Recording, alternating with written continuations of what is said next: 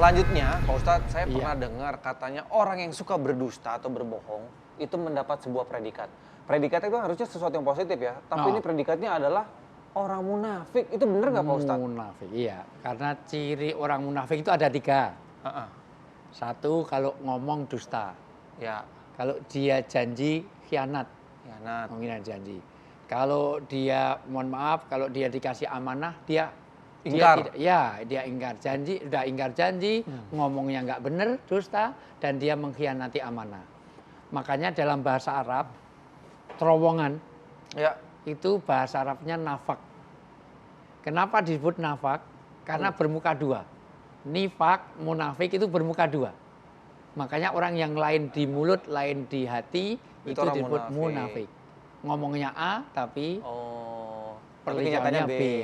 Ya, itu jadi lain di mulut. Kan terowongan satu menghadap ke timur, satu ke barat. Iya, iya, iya. Kalau sama-sama ke timur bukan terowongan. Nabrak, dong. Iya, nabrak. gitu. Iya.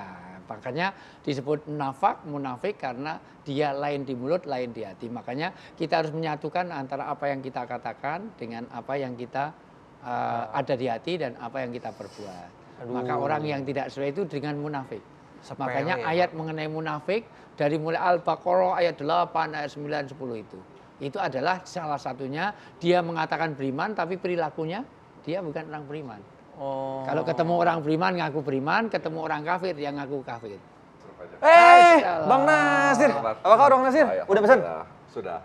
Kalau udah pesen, kita duduk sini aja. Kebetulan Oke. ada Pak Ustadz Assalamualaikum, Wijayanto. Masya Allah. Apa kabar, Ustadz, Ustadz? kenalin ini Bang Nasir. Saya kenal banget, saya sering lihat di TV One. Silakan, silakan Bang Nasir, silakan. Kalau sudah Ustadz kenal saya, alhamdulillah. Alhamdulillah. Kalau Bang Nasir kenal Ustadz Wijayanto nggak? Oh, lebih kenal lagi dong. Silakan, silakan. Aduh, apalagi bulan Ramadan. Nah, tiap hari di TV. Kalau orang itu pengen tahu nilai Ramadan, maka semua orang pengen seluruh bulan itu adalah Ramadan. Allah. Ya, Dan saya orang yang sangat senang dengan Ramadan.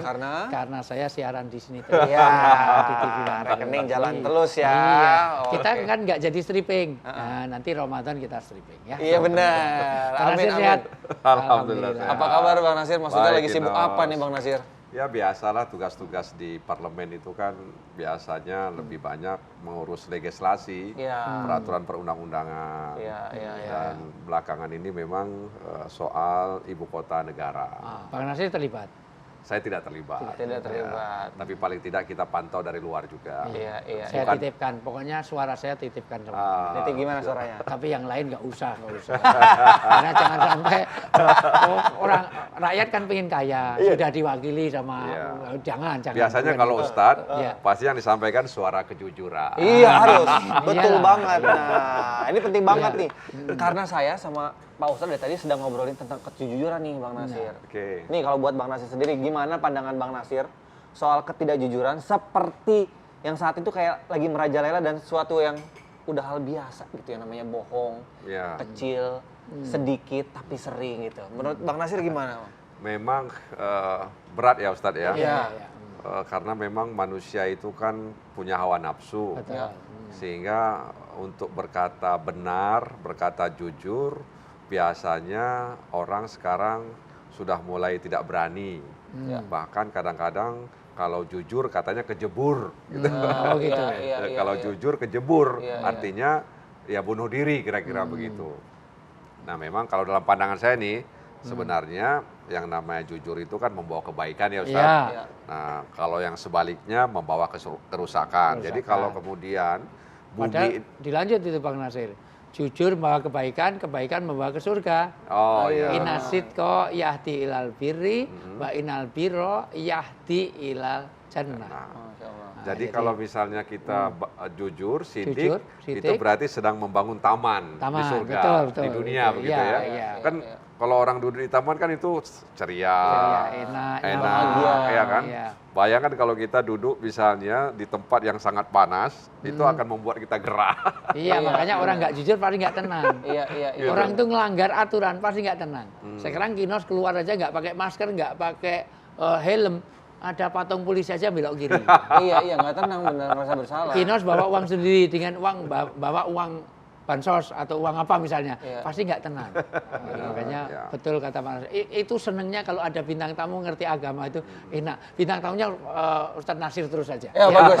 Lanjut terus ya. Iya. Nah, kalau ngomongin tentang tadi kejujuran, membuat Iya. surga segala macam, membuat taman gitu kan di dunia ini. Tapi caranya itu kadang-kadang suka salah, Pak Ustadz.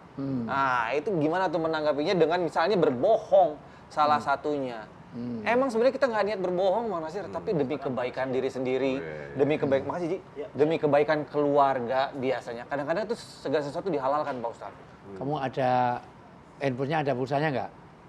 Lain kali kalau jadi host itu beli paket pulsanya yang 60 giga yang bisa browsing. Sekarang baca surat Al-An'am 61. Siap, Al-An'am. Laknatullah alal kadzibin. Oke. Jelas-jelas Allah melaknat orang-orang yang dusta. Ali Imran ayat 61. Oh, Al Imron. Ya, Ali Imran ayat 61. Pak Ustadz, Intinya Mungkin saya adalah- minum kopi dulu Ya, ya. silakan. Karena kita ngopi, Oh iya, nggak bismillah. abdol rasanya kalau nggak minum kopi. Jadi Bang Nasir ini langganan. Kalau habis dari kantor mampir ke sini, Pak Ustadz. Oke, siapa yang membantahmu dalam hal ini setelah engkau memperoleh ilmu? Katakanlah Muhammad SAW, marilah kita panggil anak-anak kami dan anak-anak kamu, istri-istri kami dan istri-istri kami dan istri-istrimu, kami sendiri dan kamu juga, kemudian marilah kita bermubahalah agar laknat Allah ditimpakan kepada orang-orang yang dusta. Dustanya jangan nunjuk saya dong. Oh iya, dusta. Ya gitu. Laknat Allah akan menimpa laknatullah alal kadzibin.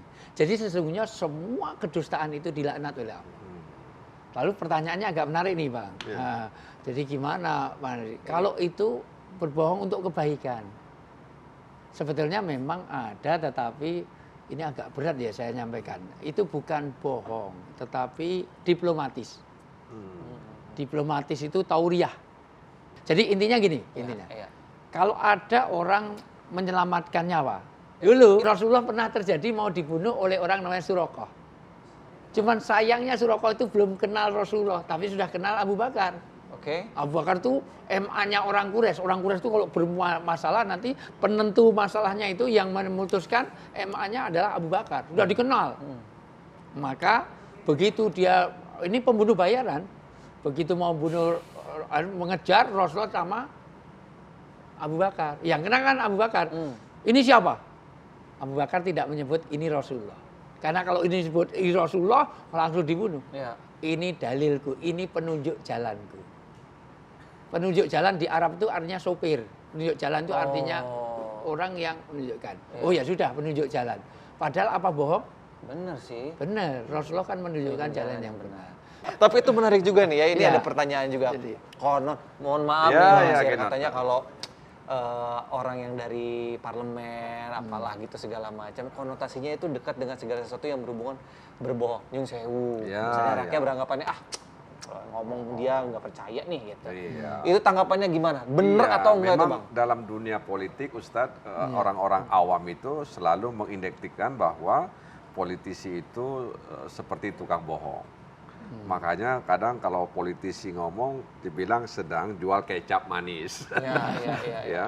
Dan sering misalnya janji-janjinya saat kampanye dan lain sebagainya tidak bisa dipenuhi. Ya. Sehingga kemudian masyarakat menjas, wah dia itu nggak jujur, Ya. dia nggak bohong, dia bohong kira-kira begitu. Walaupun kadang masyarakat tidak mengetahui dan tidak mau tahu kenapa dia tidak mampu Ya. melaksanakan janji-janjinya. Nah oleh karena itu memang saat ini kita diharapkan untuk tidak mengubar janji kepada masyarakat. Paling tidak kita mengatakan kalau kemudian kita dipercaya kita akan berusaha untuk melakukan ini, itu, dan sebagainya. Karena memang sekali lagi yang namanya politik itu selalu identik dengan dusta, dengan hal-hal yang buruk Ustadz. Sehingga membuat orang emoh dengan politik, ya kan? Dan tentu saja pelebelan ini ya bisa kita maklumi, makanya pelan-pelan kita berusaha untuk menampilkan politik yang jujur ya kepada masyarakat. Nah, karena memang kalau misalnya politik itu dipenuhi dengan kedustaan, maka yang terjadi adalah keburukan. Iya. Karena sumpah itu kan lebih tinggi derajatnya daripada janji. Betul. Ya kan? Tapi di sisi lain memang ketika orang melanggar sumpah tentu biasanya ada mekanisme orang itu dinyatakan melanggar sumpahnya, Iya. sehingga dia membayar kafarat tadi itu.